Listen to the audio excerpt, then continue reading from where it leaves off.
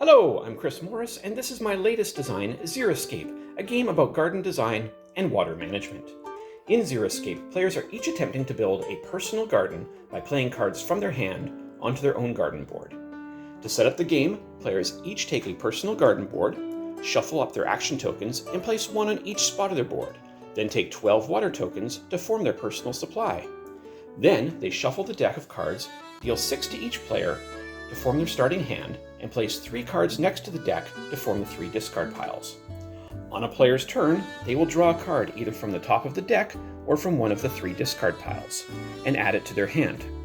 Next, they choose one card from their hand and place it on any empty space on their board adjacent to any previously placed cards, removing any action token in its space.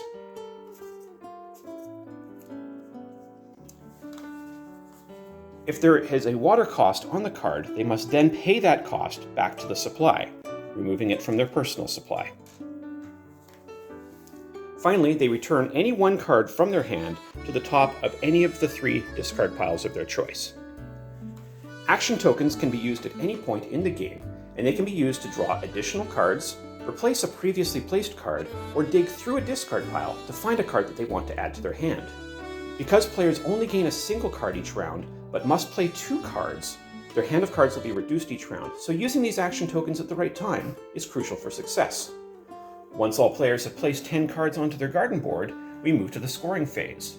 But before scoring cards, each player checks to see if they have any cards with flip effects in their garden.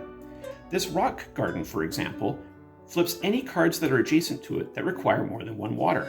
Because this fern has a water cost of 2, it gets flipped, and will thus score 0 points at the end of the game for the player. This blue fescue would be flipped if there were any other ornamental grasses in the garden, but because this player doesn't have any, that card stays face up and will score as full points for the player. Then each player will total up the total points they earned for each of their cards. Each card has a base value printed at the top left-hand corner of the card, and most cards will have additional ways to score printed on them as well. For example, this Rocky Mountain Juniper scores 4 points on its own, but then 4 more points for every shrub or ground cover adjacent to it.